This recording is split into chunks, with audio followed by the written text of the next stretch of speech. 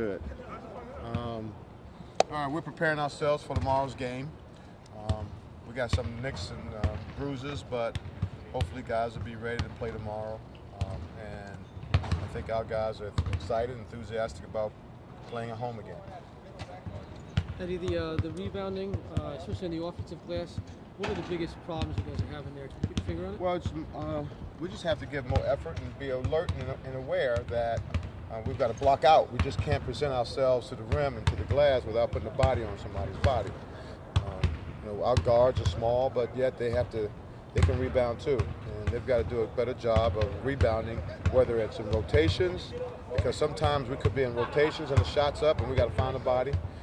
Sometimes there's just motion and we just got to find people. We're in a help position and you might not box out your man, you have to find a man. So those are things we worked on the last couple of days. Are you still concerned a little bit about this defense? I know you said Friday night that they went right through. I'm concerned about everything. I'm concerned about everything because once we score 39 points, you guys will say, what happened to the offense? So no, I like balance, Brent. I do. I like balance. And then we don't spend 90% on offense. We don't spend 90% of the time on defense.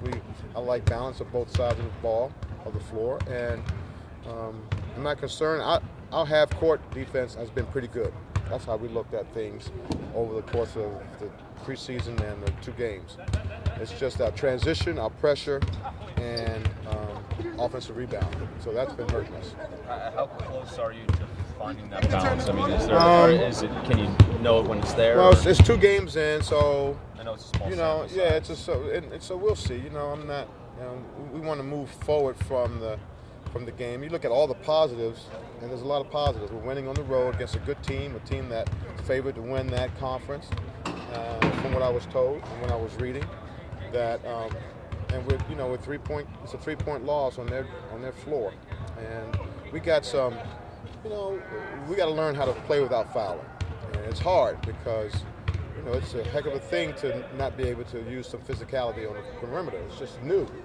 So we got to get better at that. Given that said, Eddie, with the foul issues, etc., 9 guys, you have 9 scholarship players now. You're going to have for the first 6 games, which got the news about Kerwin. How does that change things from having 11 regarding the fouling, the pressure, etc.? Pace? Yeah, well, we just got to stay out of foul trouble, and we want to use our max guys, our core scorers, Miles, Kadeem, JJ, those 3 especially our core scorers. We want to make sure they're on the floor for the maximum of time. We want to get them their core minutes, and so we'll see. We think we still can go with Craig Brown and Greg and Devon. So that's 8, and Malik plays any position: guard, small forward, big forward. So we'll see. With Kerwin and with the early season so pivotal to developing on-court chemistry, how do you keep a guy like Kerwin in the loop with that when he's on court? Well, he's got to take care of his health issues. That's number one. How long will it be? I don't know, 4 to 6, 6 to 8. We don't know. But he has to do his due diligence and getting his rehab and keeping his weight down, and yet still seeing what we're doing, how we're progressing, and what we're adding on. It's hard, but we still like what he brings us, and hopefully he gets well before the approximate time that we think he will. What kind of challenges does Yale kind of defense? Well, they're big. They are very good offensively. They've got experienced players that they've played together.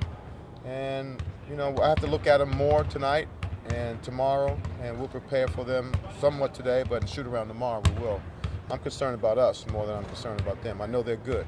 Eddie, just building on that, I don't know how much tape you've watched, like you referenced, you're going to do more, but do you know anything about Justin Sears? He's from this area, this backyard. He's been Yale's best player in the first 2 games. It's kind of a double-double machine in the front court. Yeah, he's from Plainfield. Yes. I have family in Plainfield, so they're going to invite him over for dinner before and feed him and get him all fat. No, I have to watch more. I know, we all know, when you come home, your antennas are up and you're really into it. So he's one of their better players, if not their best player, so we have to do a good job on him. I know you mentioned the fouls and sort of trying to figure all that out. All the rule changes, they try to make it more like the NBA. I mean, does it look like the NBA to you, or are you still trying to? Is it still a little?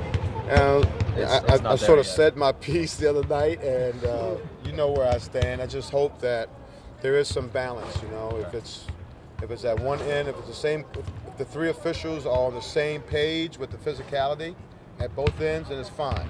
You know, it can't be unbalanced where two officials call it tight and the other one lets it go. So, again, we just have to adjust. And I know you can't announce anything yet, but just the start of the early signing period this week, how exciting is that for you guys? Well, it's exciting the fact that we know that we've done a good job recruiting, and we just got to wait till the time is right to make the announcement. But tomorrow's game is the most important one. Those guys can't help us tomorrow. You sure get Sears a big dinner. Yeah, no. Call my aunt right now. All right, guys. Thanks.